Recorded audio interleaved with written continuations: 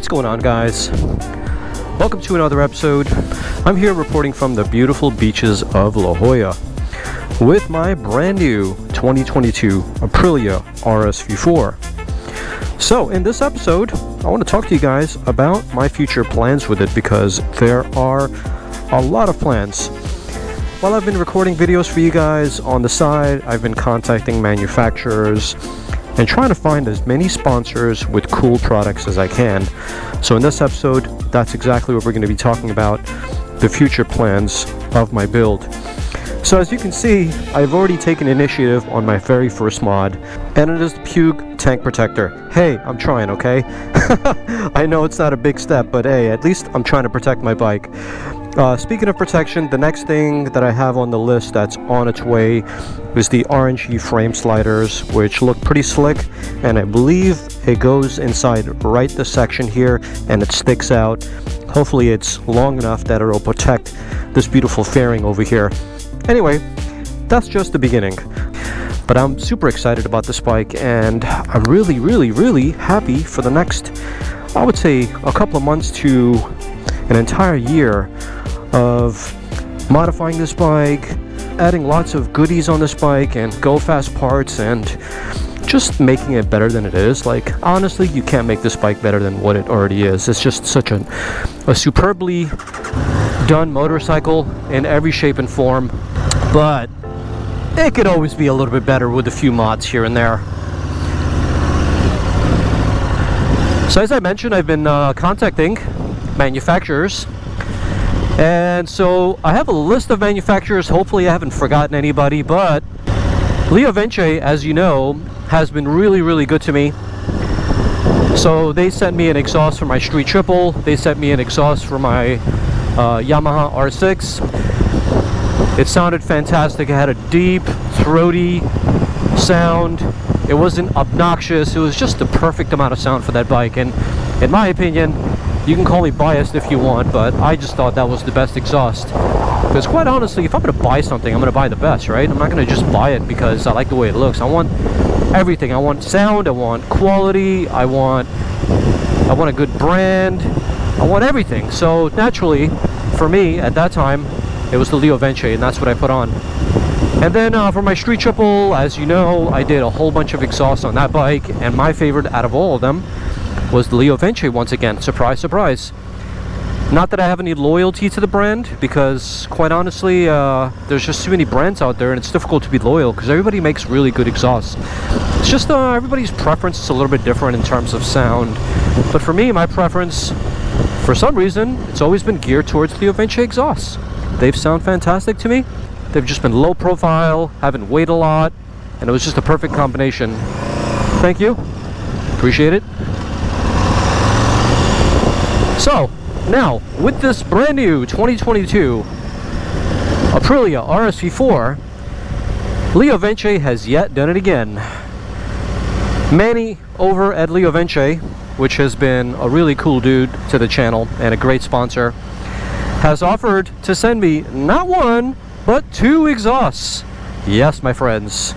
So as you already know, the shorty little cans, the MotoGP looking things, are super popular for these motorcycles nowadays. And Manny offered to send me their brand new GP Corsa style that has not been released as of yet to the public, but they're going to be releasing it soon.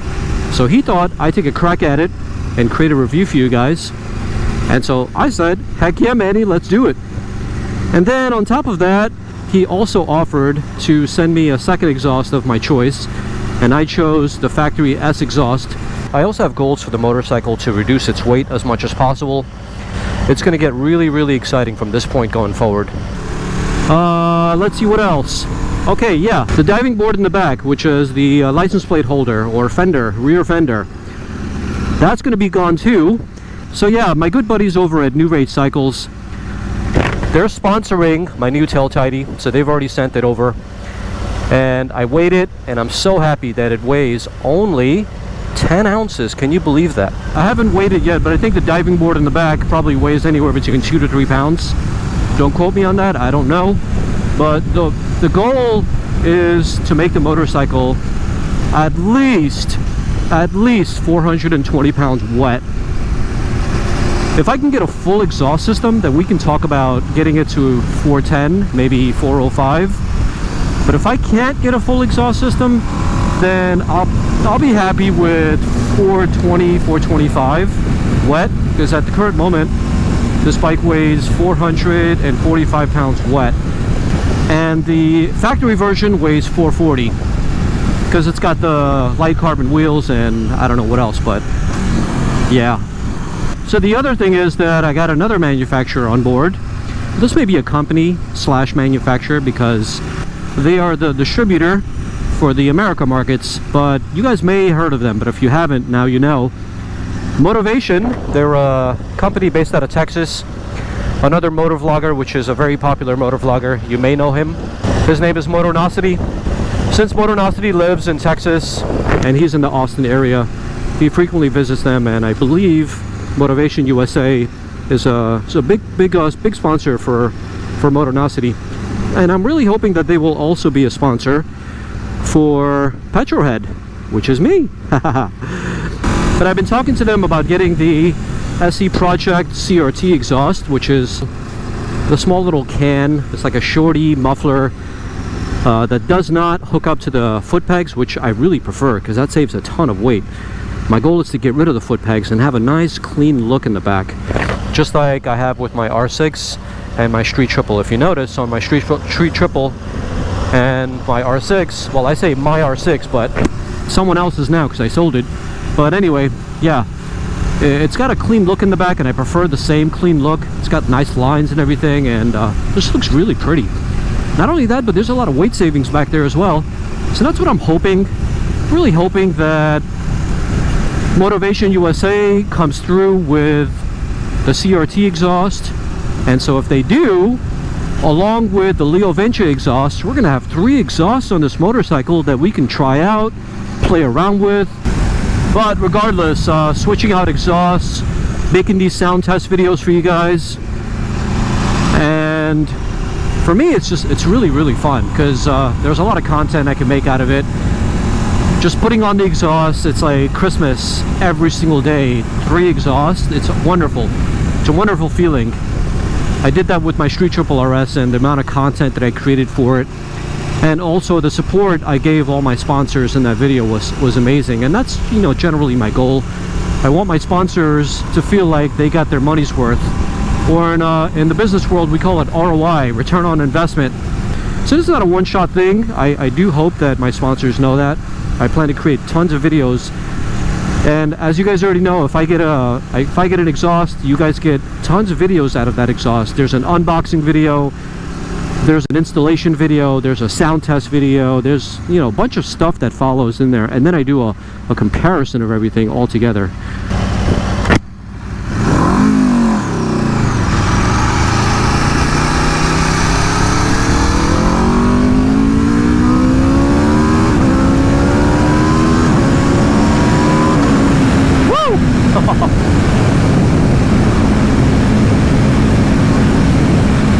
So let's see what else.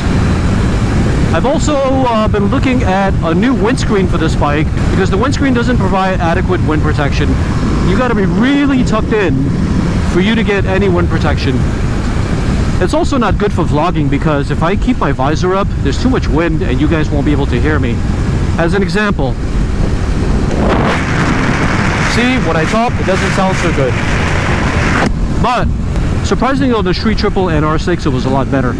But anyway, I plan to get a Pugue windscreen, and that should be a lot better.